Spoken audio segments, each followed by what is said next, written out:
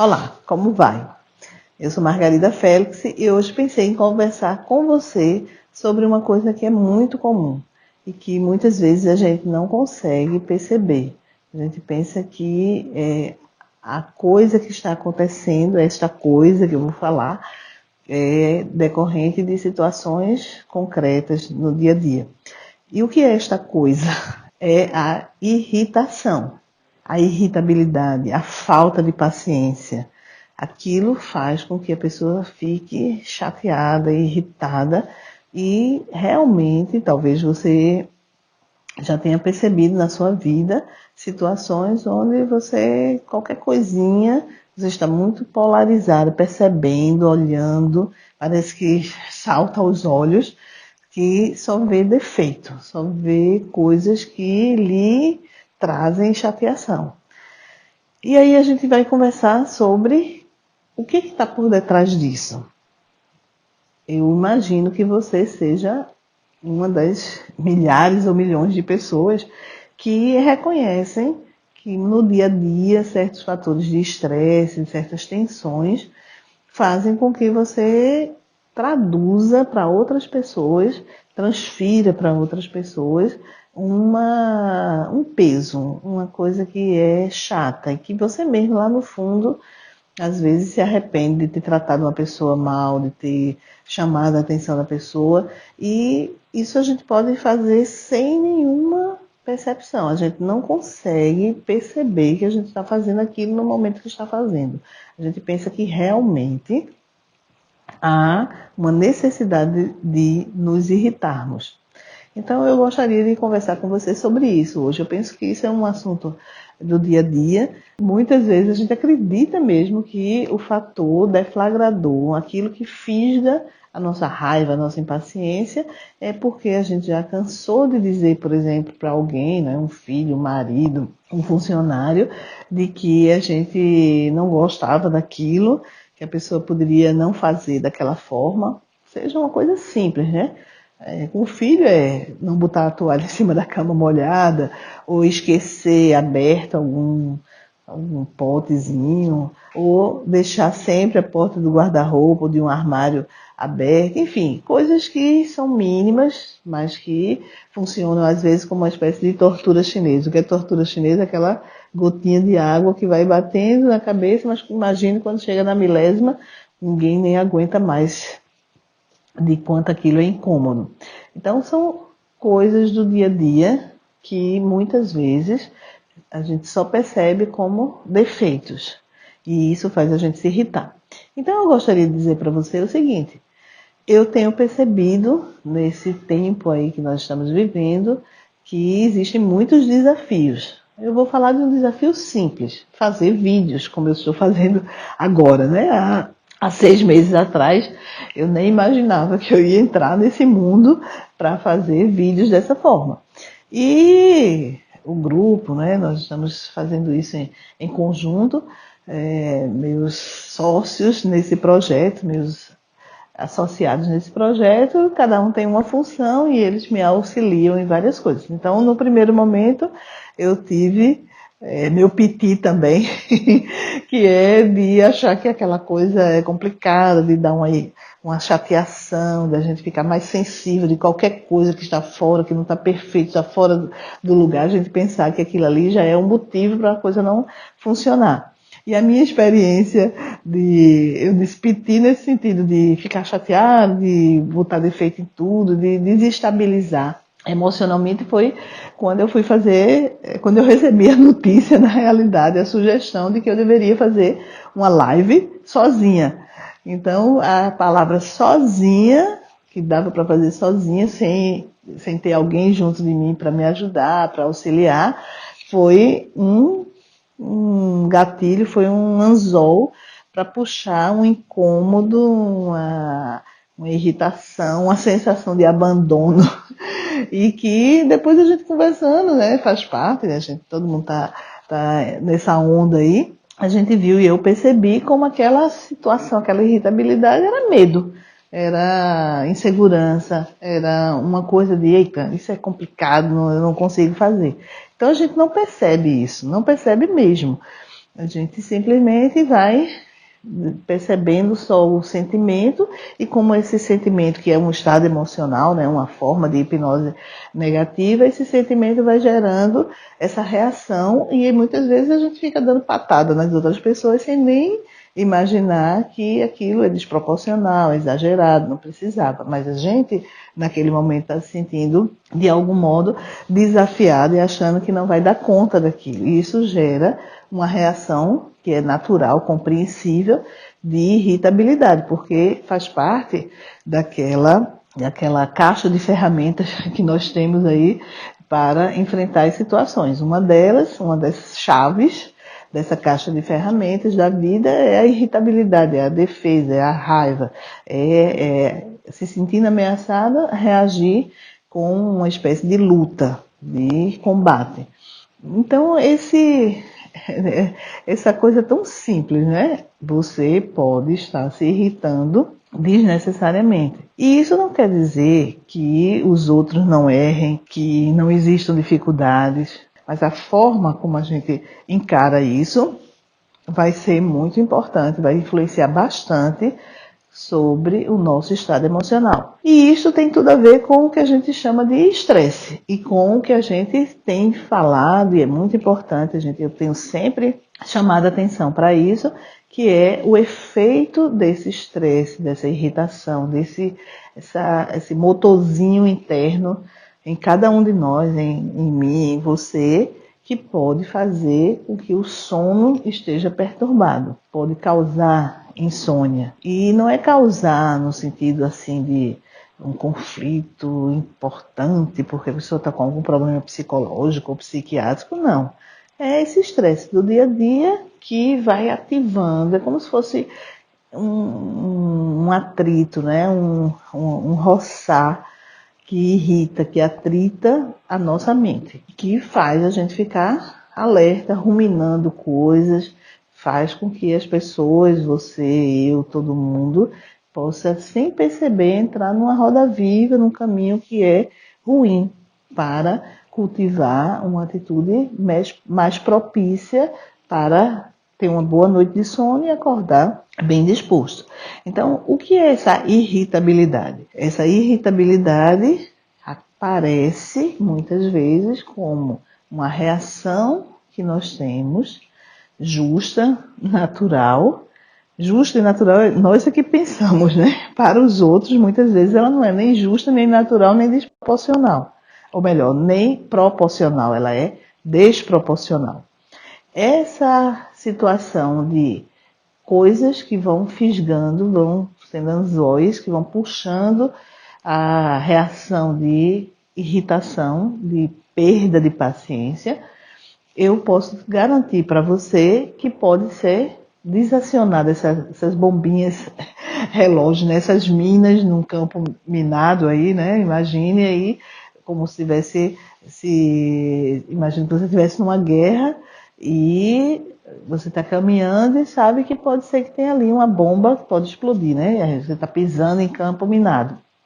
Muitas pessoas conseguiram, sem nem perceber, fazer uma estratégia interior, né? Uma forma um modo de lidar com as situações do dia a dia, como se elas estivessem pisando em campo minado, como se a cada coisa que possa estar ali se deparando, se encontrando-se com situações do dia a dia e aquela situação se transformar como se fosse uma mina uma mina é uma bomba que vai explodir, né? As minas ficam numa guerra ficam escondidas debaixo da terra, mas com uma certa, sem ser muito profundo, né, com uma certa superficialidade, se o soldado pisa ali, ela explode, né? Quantos soldados na guerra perdem a perna, morrem.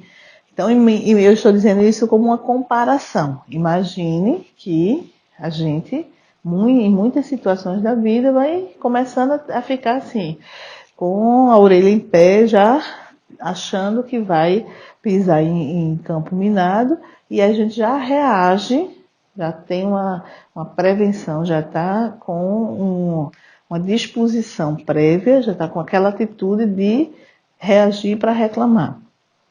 Isso é comum para você que é dona de casa, isso é comum para você que é gestor, que está gerenciando pessoas, isso é comum para alguém que tem uma liderança e que tem que conseguir que as pessoas se sintam à vontade, se sintam estimuladas com sua capacidade de criatividade, de solução de problemas, mais tranquila. E aí, se a gente começa a só reclamar, dando, como eu disse, dando patadas muitas vezes, às vezes para se arrepender depois, essa condição é uma condição de, o que a gente está chamando aqui de irritabilidade. Essa irritação, essa perda de paciência, que são sinais, são pistas, né? São as luzezinhas que vão se acendendo, dizendo que você pode estar estressado. Mas a gente precisa saber que a relação entre o que eu sinto, como eu reajo e as situações que estão acontecendo na minha vida,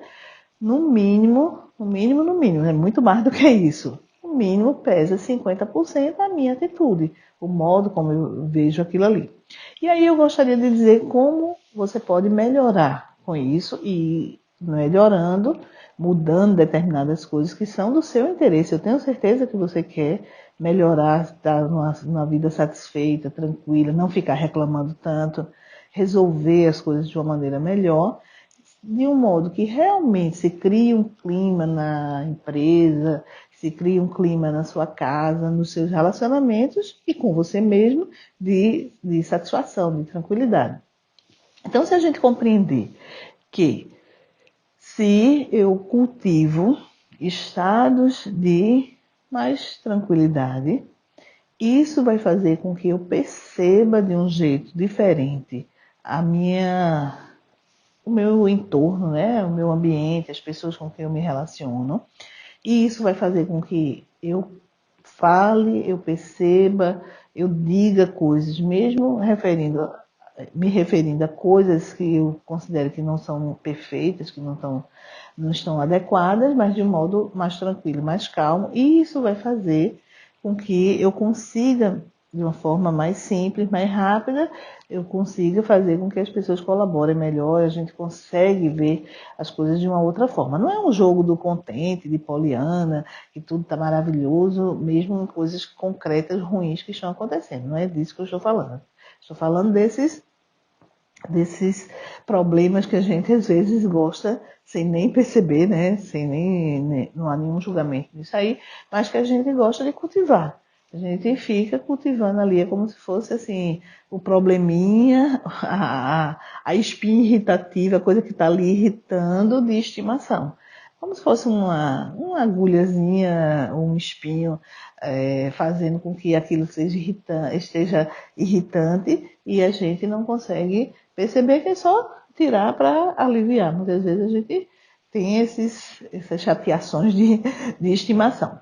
Então, o que é que você pode fazer para reconhecer? Primeira coisa é reconhecer, né? A gente não vai mudar, né? Jung dizia muito bem que não se transforma aquilo que a gente não aceita, que a gente não percebe.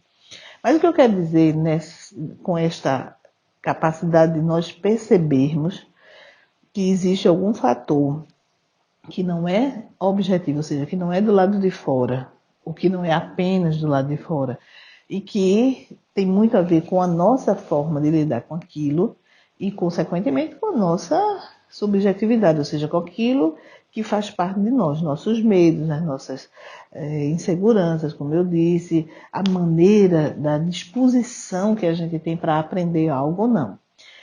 E aí é isso que eu gostaria de começar a segunda parte do que a gente vai conversar nesse vídeo, é exatamente o que é como você pode perceber qual é o fator-chave que faz alguém ficar irritado e que essa irritabilidade se transfere, né, como eu disse, para os relacionamentos, para os filhos, para os funcionários, os subalternos, enfim. É uma dificuldade, um fechamento para aprender coisas novas. Talvez você esteja dizendo assim, como é que é isso? O que é que significa isso? Como é que eu vou aprender coisas novas, se é uma coisa boa, como é que eu vou ficar irritado com isso? Mas eu tenho que lhe dizer que isso é um fator comum de irritabilidade. A dificuldade, o fechamento, a resistência de se abrir para o novo, aprender uma coisa nova. E aí eu estou usando o exemplo próprio, né? Esse exemplo de vamos fazer coisas novas na internet, porque precisamos fazer atualmente, né? Eu dei o exemplo de como fazer uma live, né? Que é isso, fazer um vídeo ao vivo. Quantas fantasias se passam na mente das pessoas que elas vão errar, que aquilo é muito difícil, que ela não vai conseguir, que na hora vai dar tudo errado.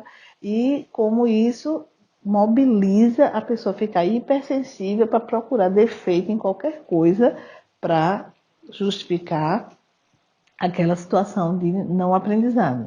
Quando nós estamos nessa situação de termos que enfrentar esse desafio de aprender coisas novas, e isto tem muito que ver com uma espécie de inércia. O que é inércia? É a tendência da gente permanecer do jeito que a gente está.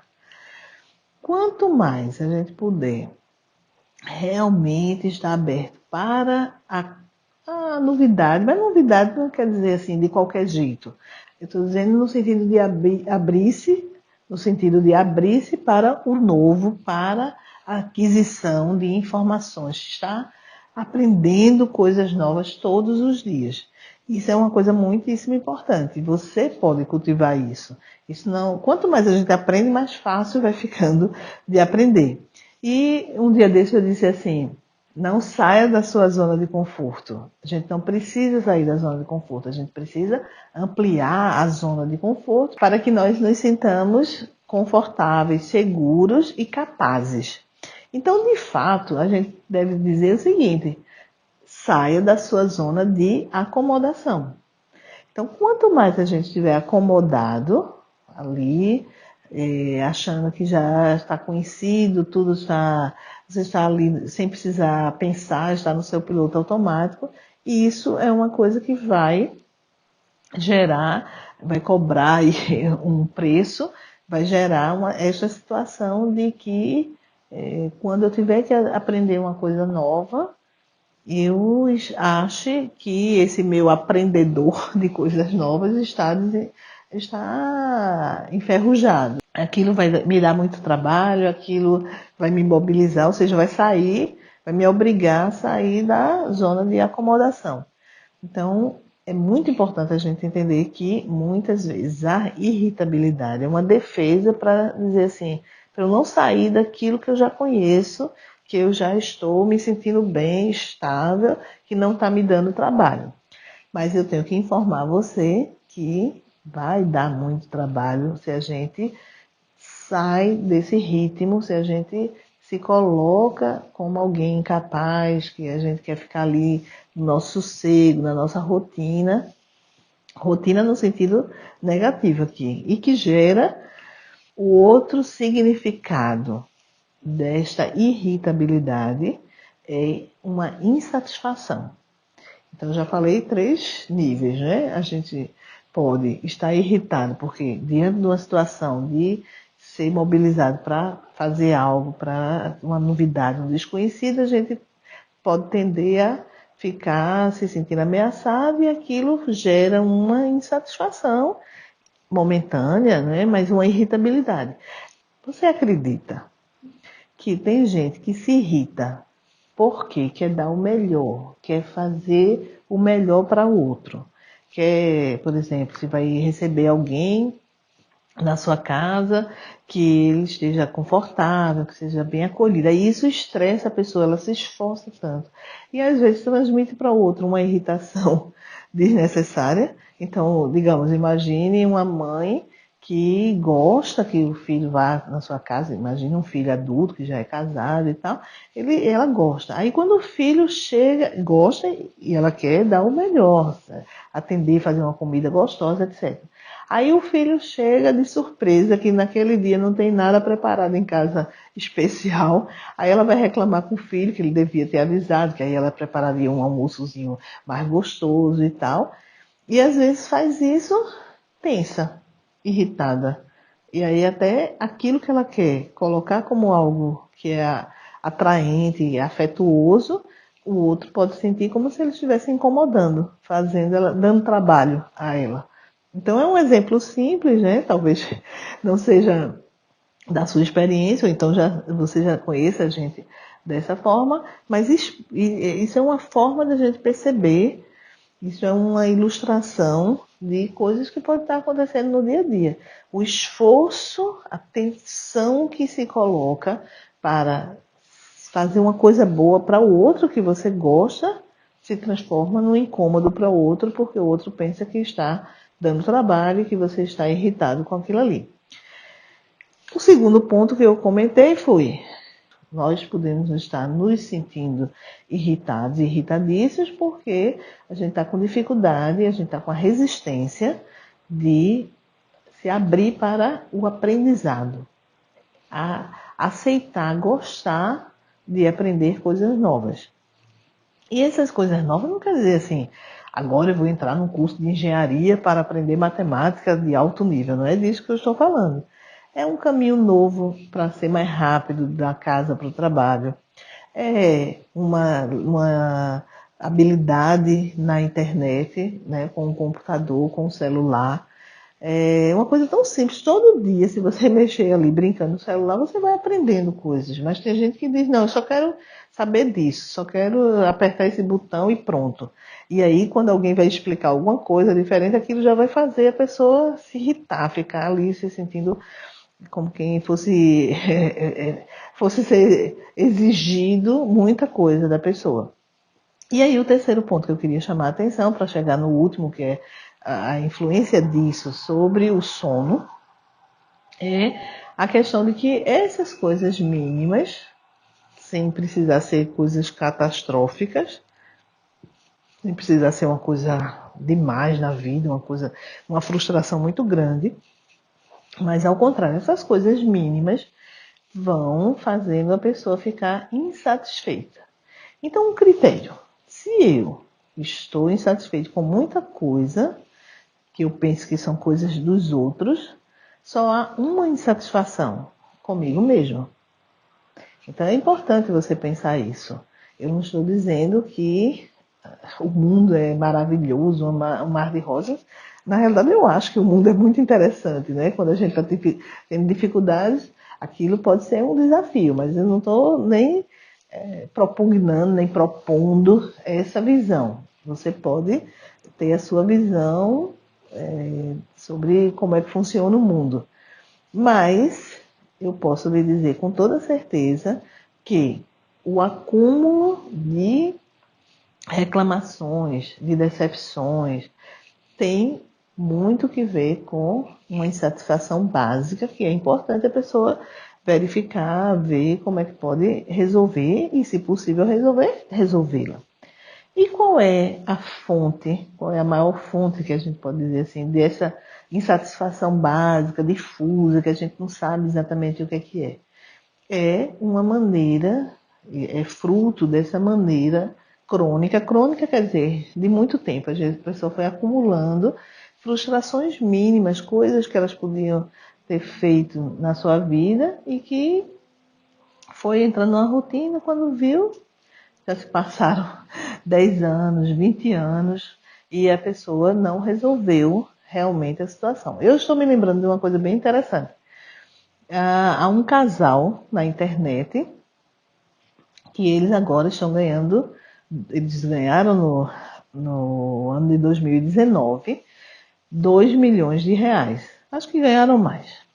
E eles eram professores, um de biologia e outro de arte. Eu comecei a perceber isso lá ontem, vendo um vídeo aí na internet. E eles estavam, e usaram até essa expressão.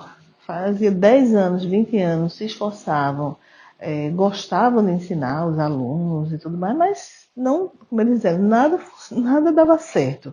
Eles tinham que escolher qual era a conta que eles iam pagar no fim do mês. E olha que não era só questão uma insatisfação financeira, de remuneração. Enfim, e aí eles foram fazendo várias pesquisas. Havia uma situação que mobilizou a eles pesquisarem coisas de como curar certas doenças com mesinhas, com plantas medicinais e tal, porque ele tinha tido uma doença na infância e o filhinho deles também tinha, a primeira filha tinha tido essa doença. Acho que era bronquite asmática, alguma coisa assim. Era algo alérgico e que nas vias respiratórias. E aí eles, principalmente o professor, biólogo, foi procurando várias maneiras de ele poder não só resolver a vida deles em termos econômicos, de satisfação pessoal e tal, mas de ajudar muito outras pessoas, de ter um projeto de vida para outras pessoas. E nada mais, nada menos, no ano passado eles ganharam 2 milhões de reais em 2019 com aulas na internet, ensinando as pessoas a cuidarem da sua vida, melhorarem a sua saúde, usando ervas medicinais, plantas, etc. e tal. Imagine que a gente pensa que é uma coisa tão simples, né? Mas que pode mobilizar um nível desse de ganhos, não só ganhos financeiros, mas de extensão, de influência do bem que eles fazem para muitas pessoas hoje na internet. E eles só puderam fazer isso porque eles tomaram consciência da insatisfação que eles viviam ao longo desses anos e resolveram mudar aquilo ali. Parece um assunto totalmente diferente, né, do nosso tema, mas eu quis trazer, porque veio à minha mente agora, exatamente isso. Que essas são coisas mínimas, a gente vai se consolando e aquilo faz com que quando a gente tem que enfrentar alguma dificuldade, quando se apresenta a possibilidade da gente sair da nossa zona de acomodação e ampliarmos a nossa zona de conforto, né?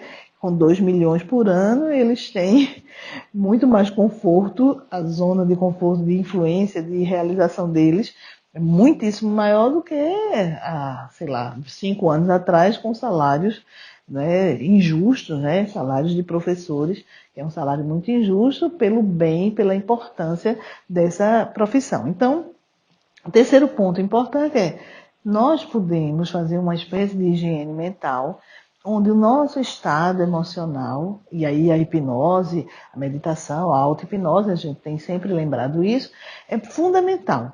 Porque na hora que eu consigo sistematicamente encontrar um meio, um método, uma técnica, onde eu exercito essa condição de eu realmente me tranquilizar, independente de qualquer coisa, isso faz com que a minha percepção se amplie. Isto faz com que o meu eu, né, a minha pessoa, não esteja mobilizada para perceber defeitos e coisas chatas para justificar o mal-estar que eu estou sentindo. Então, só o fato de eu melhorar esse bem-estar por uma via de parar, soltar, relaxar, enfim, os vários métodos que a gente tem chamado a atenção, essa condição de perceber, chamada de auto-hipnose, e isso já vai fazer com que você se irrite menos, porque você vai se sentir melhor. E você se sentindo melhor, vai ver de um jeito melhor as coisas, mesmo coisas que precisam ser modificadas, mesmo desafios, mesmo contrariedades, mas de um jeito mais leve, digamos assim. E isto vai lhe trazer consequências muito positivas, comportamentais, do relacionamento, da percepção, do modo como você vai valorizar as coisas e no seu sono, que é um efeito fantástico, é uma coisa fundamental. Imagine você dormir bem, porque você está tranquila, porque você não precisa estar querendo ser corregedor do mundo. Eu digo sempre isso para algumas pessoas, né? Talvez você, não sei se você conhece essa palavra, mas corregedor é aquele, digamos, colocando na área do direito, né? Comumente a gente fala isso, um juiz corregedor, é aquele juiz que vai olhar como é que os outros juízes estão agindo, ele é um fiscal dos colegas. Então, às vezes, as pessoas acham que elas são as corregedoras das outras, né? Então, você acha que você tem o direito, está na sua função, ver os defeitos dos outros e mostrar e dizer que a pessoa precisa fazer aquilo que você vai reclamar. Então, tem gente que tem complexo de corregedor do mundo. Então, Jesus Cristo já dizia que primeiro a gente devia tirar a trave do nosso olho antes de querer tirar o argueiro do olho do outro. Então, muitas vezes o que a gente está fazendo é exatamente isso. A gente está com um bocado de problemas, de dificuldades, essas dificuldades que aparecem como coisas mínimas do dia a dia, e o jeito da gente descarregar essa tensão é encontrar um bode expiatório. Também eu não vou explicar agora o que é bode expiatório lá na origem da expressão, mas intuitivamente você entende. É alguém para descontar, para botar a culpa, né? Então pode ser o cachorro, pode ser o gato, pode ser o filho, o marido, né? A gente diz que o marido é burro, então que a mulher é burra.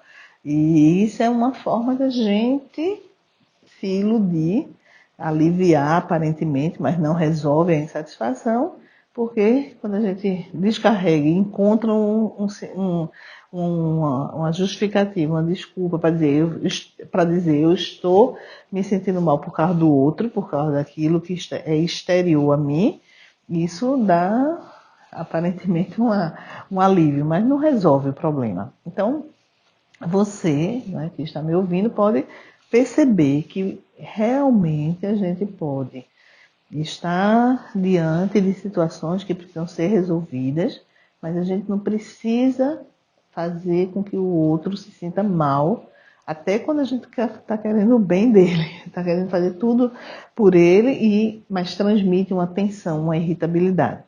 E o que é que tem isso a ver, a hipnose, o estado de relaxamento, de tranquilidade, fazendo com que você não precise estar tão irritadiço. Isso pode escrever, eu garanto. Se você treinar, ficar com os pés relaxados, os ombros, se naturalmente você vai ter uma vontade, vai sentir essa necessidade de olhar mais as flores, por exemplo, o canto dos pássaros, enfim, não é ficar zen no sentido negativo, não, é estar com a experiência, vivenciando a experiência do aqui e agora, e saber distinguir isso, que o outro não está fazendo aquilo porque quer lhe irritar por mal, né? Muitas pessoas ficam achando que o outro está querendo irritá-la de propósito. E ela não percebe como aquilo tem a ver com uma interioridade, com a sua interioridade. Então você pode treinar isso. E isso vai fazer uma influência no sono. O sono, ele também é extremamente restaurador, né, reparador, que vai fazer com que a nossa mente fique cristalina. Tudo isso que eu estou falando são maneiras de ir fazendo a nossa faxina diária ali, limpando a vidraça da nossa mente para a gente perceber melhor as coisas.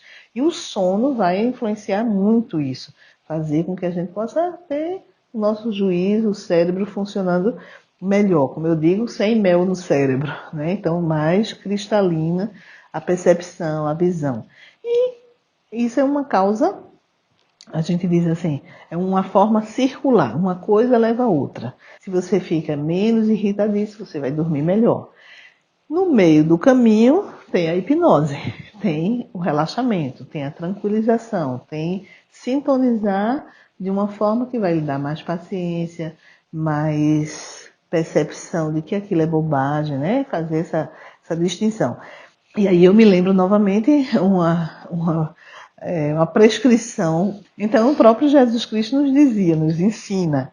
Se alguém que é obrigado a dar 1000 passos, vai e dá mais 2000, ou quem sabe 10.000 passos com ele. O que Jesus queria dizer com isso é, não faça questão por bobagem.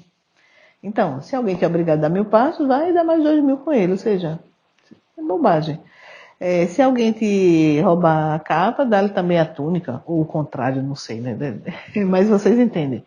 É a mesma coisa quando ele diz, se alguém te bate numa face, dá a outra. O que Jesus Cristo queria dizer com isso? Que a gente fosse besta, fosse abestalhado, fosse leso? Não. Que a gente não fizesse questão por bobagem, porque aquilo é besteira. Então, o que é besteira, você não precisa estar se desgastando, que aquilo é uma coisa horrível e é um crime lesa majestade, né? Aquela coisa está atacando você. Não, é bobagem. Para quê? Para que nos princípios fundamentais, nas coisas fundamentais, aí sim você vai ter totalmente a coerência e vai lutar por aquilo. Jesus também nos ensinou isso. Quando ele foi e derrubou lá as bancas, fez aquela faxina no templo, né? Quando ele expulsou os vendilhões do templo, ele estava fazendo isso. Aquele mesmo Jesus que dá outra face e vai dar mais 2.000 passos com alguém que queira obrigá-la a dar 1.000, é aquele mesmo que é bruto, que é violento no templo? Não, é a mesma coisa.